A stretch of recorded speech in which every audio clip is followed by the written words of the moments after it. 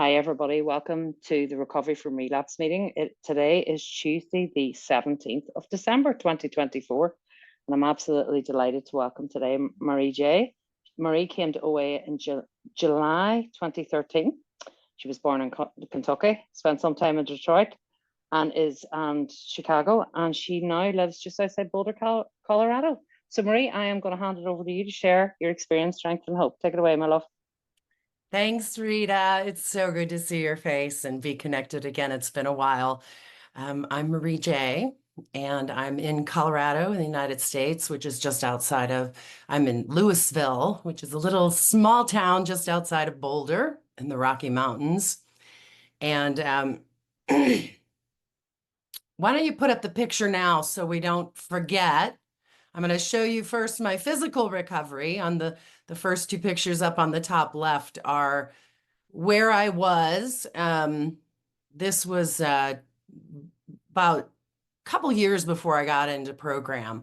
And then the other three pictures, the one on the bottom left are my twin boys, and they are now 17 and taller than me. So that's very exciting.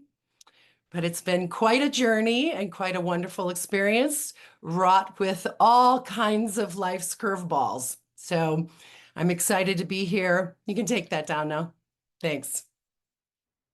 I've actually been in one or another 12-step program for since, I don't even know, 1987 or so, about 37 years in program. But the I started out in Adult Children of Alcoholics, Codependents Anonymous, things like that. I did skip a bunch of years. I did not claim my own addiction until 11 and a half years ago. So I joined in 2013. My upbringing was in a very strict religious household. I had an alcoholic and abusive father. I was the seventh child of 10 children. And so I had a lot of neglect in my life, not necessarily intentional neglect. But my parents just had a whole pile of kids. So really, I raised myself. I was very much in charge. I really became, maybe I was born a controller, but boy, it got enhanced when I had to raise myself from childhood. I had a very high level of success in my life. And in some ways, I think it's because I was so controlling. You know, I was vice president of a major corporation by the time I was 25 years old. It's just crazy. I was just driven to succeed. And I had ego and I had a lot of vibrato. I was always masking my insecurity because I just never felt like I was enough because of the neglect, you know, being raised in an alcoholic family, an abusive family, and being neglected. I just always felt I had to prove something. I hardly dated. I didn't date my whole decade of 30 to 40 because I was terrified of men. And when I did occasionally date, I dated alcoholics. I just could not get alcoholics out of my life. I had tons of anxiety all the time. And everything I did and everything I lived for was to mask myself, to be something that I wasn't. So after about the third or fourth alcoholic that I dated, I finally in 1987 went to ACA and CODA, and I was in that program for 11 years. And then I learned about geographical solutions and marriage solutions and all kinds of solutions to avoid working on myself. So I made a geographical move out to Colorado in 98. And then I finally decided, okay, I've had enough of this not dating. So then I got the marriage solution and met my husband. We got married when I was 45, never having been married before. So that has really been delightful with the work that I've been forced to do. So we got married in 2004. And then when I was 48, I had my twins. So I have had quite the ride. In 2013 is when I came to OA, and I was on the verge of divorce. I was 100 pounds overweight, and I was just looking. I was finally at the bottom. I finally had hit bottom. I had abandoned program when I got married and had kids, so there was a 10-year period in there that I wasn't going to ACA or CODA, and I wasn't yet claiming my own overeating, even though I was 100 pounds overweight. There was clearly a problem. And I think the hiding out, the armor was just really finally getting to me. And I was near divorce. What I, of course, learned, and I didn't get divorced, entirely because of this program. So that's really amazing. I wanted my husband to save me. I wanted him to be the solution to my own internal issues. And so I piled expectations on him, and I just became more controlling and more, it was just more. He could not put my self-esteem back in me. He could not resolve my anxiety. And of course, I didn't know any of this. I just had expectations, and uh, we all know that expectations are just premeditated resentments. I'm going to have an expectation, and you're going to let me down every time because the work is not outside of me. The work is internal. And as long as I continue to have expectations, I will have resentment. So that poor man, what he went through. And it's taken me 11 and a half years to see more clearly. I mean, it's beautiful now that even though I realized it in the beginning and I did my steps and I made my amends to him and I started to change, every year it just gets more and more revelatory to see how I was with him. And it does bring up some humiliation, like, oh my God, realizing how I was and knowing that those character defects when I thought that I was good and outgoing and a cheerleader and this great person. And then, I'm abusing my own husband as I was abused in my upbringing. So at that time, before I got into program, I was also drinking every night. That was another thing. And I had babies. It was the day after their sixth birthday that I got into program. And I also didn't know that my children were terrified of me. I had such a, I was so temperamental and I could explode at any time, and my control issues and all of that really frightened my children, that I worked very hard and paid a whole lot of money to get pregnant at 47 and have kids at 48. So I really wanted these kids. And then I was emotionally abusing them by the time they were 6 years old. Again, my expectations. Marriage was going to cure my problems, and then children were going to cure my problems. And I needed to do the work. So I quit drinking for a period of time because I was getting hangovers. And then still before I got into program, I was having hangovers still, even though I quit drinking. And I was like, what the hell's going on here? My sister had been in AA for 3 years, and she's my Ebby, and she was over at the house. And I'm like, I don't get it. I wake up every morning and I feel like I got a hangover, and I haven't been drinking for however long it had been. And I thought I was, drinking too much. So she said to me, do you think it could be a sugar hangover?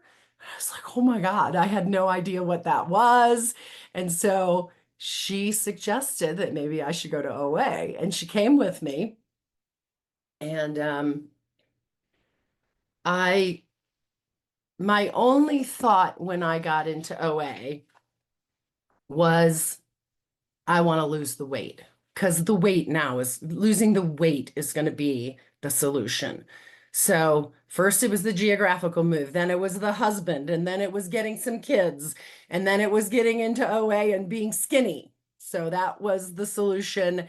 And I became the poster child of Boulder for OA. I lost the weight, dang it. I just put all my control on that. I put all my focus on that, and I did it. I did it, and I felt great. I looked great. I was doing sponsoring and I was doing talks because that was the thing. And at that time, we weren't really studying the big book here. We weren't using the big book as our, our guide. And we were using the other OA literature, and it was, it was working as much as it was That's working. 10 minutes. Thank you. And boy, that's so perfect. Timing. Thank you. So uh, in 2016, I had been 3 years in the program and I was so full of myself. And in 2016, I relapsed. And I had been 3 years clean. I had lost 80 pounds. I was sponsoring, I was talking, I was doing all kinds of service. I was just, I was just the it girl, right?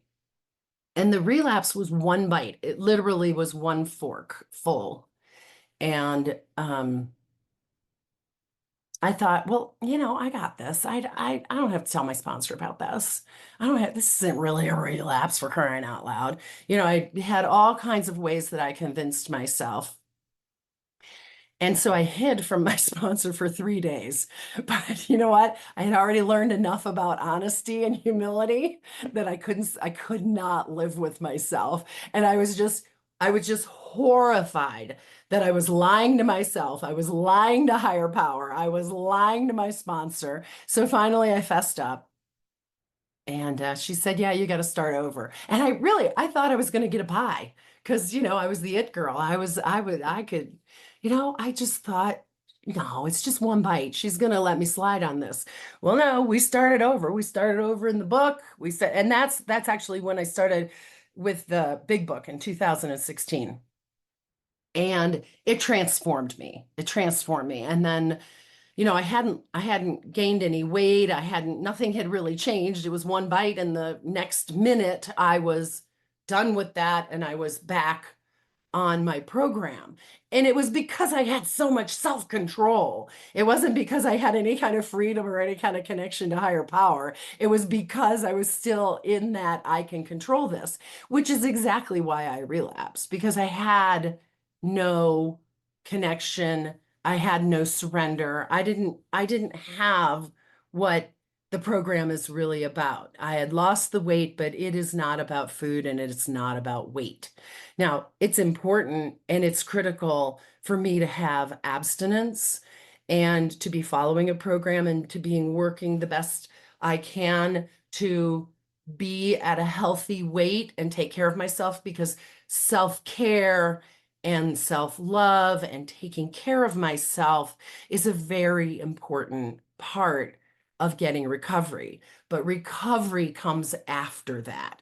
Recovery comes from emotional sobriety, from being able to be in the world surrendered to higher power and allowing someone else to be in charge. I relapsed because I was in charge. And I was really humiliated at that relapse. I really felt like I was a failure. I was terrified that I was going to gain all the weight back. I was still so focused on the weight. And really it was just all about me. I had taken my control back. I had taken the power back. I had this attitude of I got this. I had this ego all over it. And it wasn't the whole thing for me, and the whole thing that has kept me sober for 11 and a half years, is it came down to who's in charge. It came down to getting to a place where I could get with God.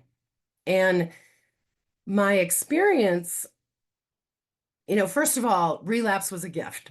Took me a long time to get that. It was the best gift I could ever get because the transformation that happened after Relapse was the most remarkable. I loved it that my sponsor, my sponsor said, you missed something. We had been through the steps and she's like, you just missed something, chill out, right? Keep it simple. You missed something. Let's figure out what you missed.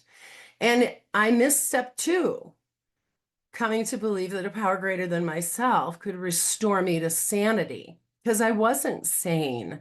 And I managed to be 3 years and I thought I was recovered because look, I've lost the weight. I'm sponsoring. I'm doing the deal. I'm going to 6 meetings a week.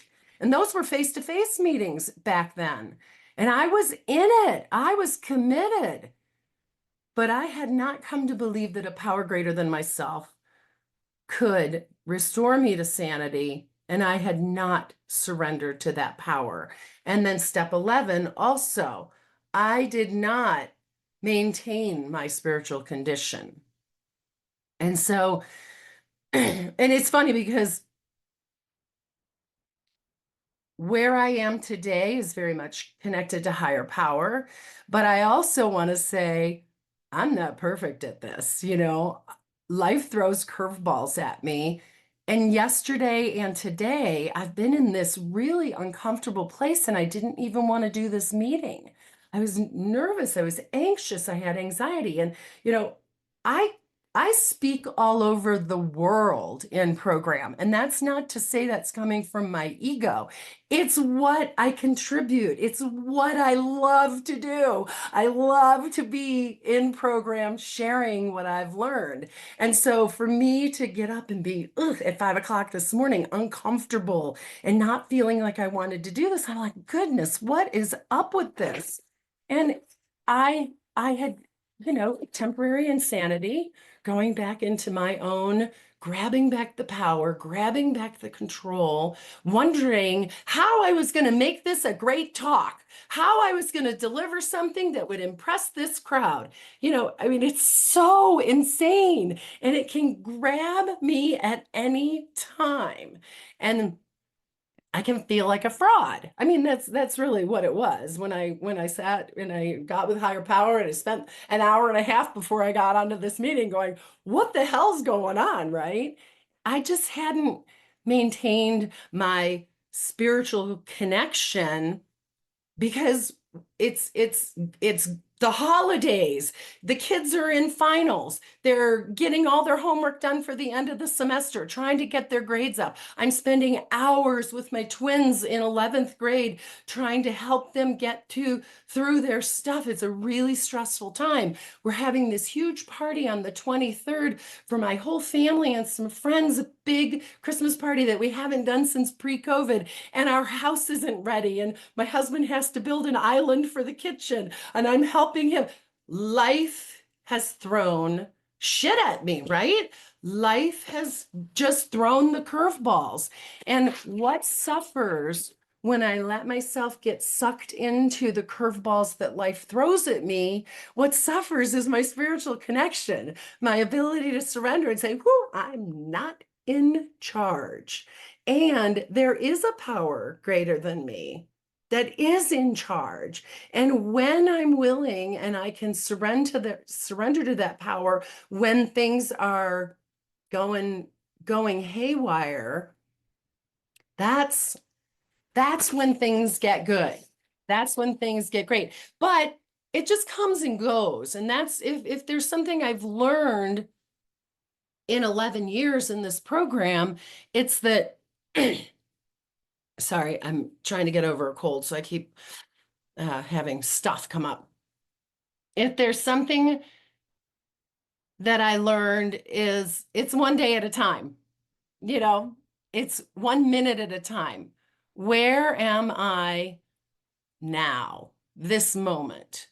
And when I'm not in that place connected to higher power, then where I am is get busy doing. Just do something, get something done, because I'm not enough. I'm not doing enough, and I don't have enough. These are the tragic belief system that most of us, or many of us at least, everybody I know in program has. I'm not enough. These beliefs, I'm not enough, I'm not doing enough, and I don't have enough. And if I just get busy and get control and get stuff done, then I'm going to be okay. And what happens is my relationship with higher power suffers because I've grabbed back the control. I've taken charge of my life, which is a disaster because that got me 100 pounds overweight. It got my children terrified of me. It got me almost divorced from my It's husband. 20 minutes. Thank you. And so I I lost the idea of who's in charge. And so, and that's okay. You know, the other thing I've learned is I have to have self-love. I have to forgive myself. I have to understand that it's one day at a time and it's 1 minute at a time. Life is going to throw curveballs at me. I'm not expected to be perfect by anyone except me. I'm not in trouble. God's not going to condemn me and punish me. And if I just get present now and get connected now. So so how did I get there? You know, after the relapse, like, okay, I get it. I'm not connected to God. I don't know what's going on. And, you know, before recovery, I realized God didn't protect me. That's the thing I knew.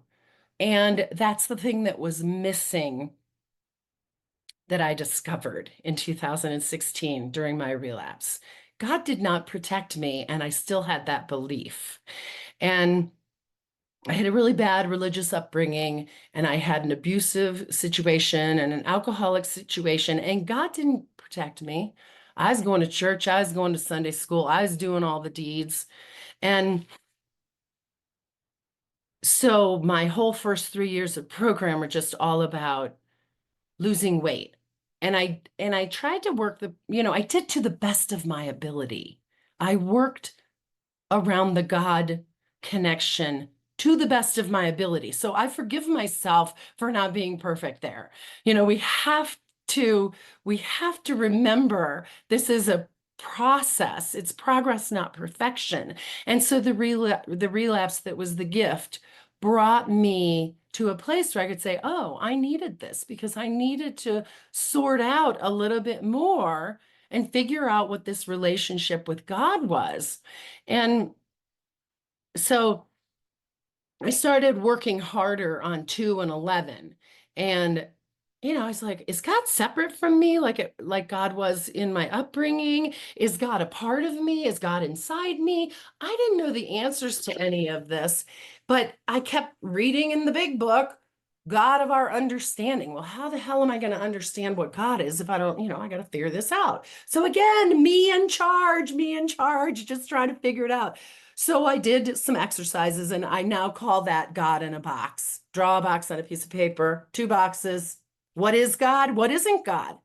And I filled in the box. These are the attributes of God, and these are not the attributes of God. And I took that God in a box, and that's what I said. This is God for me. Okay, that's the God of my understanding. But I misinterpreted that direction. That's not the God of my understanding. That's the God of my creation. I put God in a box and defined God. And then I did nothing else. That's what and this is pre-relapse. So for those first 3 years, that was I said understanding, but it really wasn't. That was my definition. And when I got clear after relapse about that being my definition, my control, my saying what God was, that's where I failed in maintaining my spiritual condition. So this program is about recovery contingent upon the maintenance of my spiritual connection, one day at a time, my spiritual condition, one day at a time, right? So I put God in a box. I lived with that definition that I created, my control. I relapsed out of the blue, one bite. It wasn't even a thing. And it was just me taking the power back. So I was playing God. That's the only way I can look at it. I was playing God. I was still in control. And that's building the foundation of program on sand.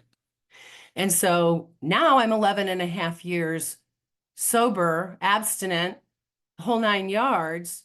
And I have a wonderful relationship with higher power. And why do I have a wonderful relationship? Because I don't know. And that's what I adopted. I don't know what God is. How can I possibly know? So now I love that I came to this place where I have one prayer. I mean, I love all the prayers of program. I love them. The third step prayer, I love it. I hated it in the beginning. I was like, oh, hell no. But now I love it. I love all the prayers. But my one prayer to God, multiple, hundreds of times a day, is I need help. That's it. I need help. Help me. I don't know who you are. I don't know what you are. I don't know if you're in me. I don't know if you're not in me. I don't know. I couldn't possibly know. And if I try to know, that's me in charge. And the worst thing in my life is me being in charge. And so what I've come to learn is if I just keep my mind open and simple, we have these slogans in, in OA, in AA, in program, keep it simple. I never understood that slogan. I'm like, what? I can complicate things so much. I can make this so complicated. And keeping it simple is, I don't know. I just don't know. What I know is I need help. That is the simplest I can get. And this morning at 5 o'clock in the morning, I closed my eyes and went, holy crap, I need help. I have not asked for help in days. And that's really unusual for me. My usual practice is I roll over in bed at 4 or 5 in the morning when I normally get up. And I close my eyes when I'm just not quite awake. And I just go, hello, good morning. I don't know who you are, but I just need help today. And then I just listen. They say prayer. I don't know who did that. Oh, Herb K wrote a book. I can't even tell you what it is, but he made it really simple for me.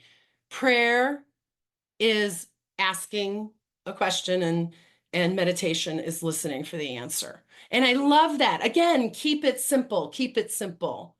So I roll over in bed and I say, I need help.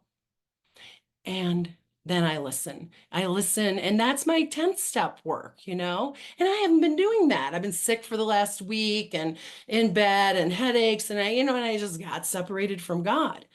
And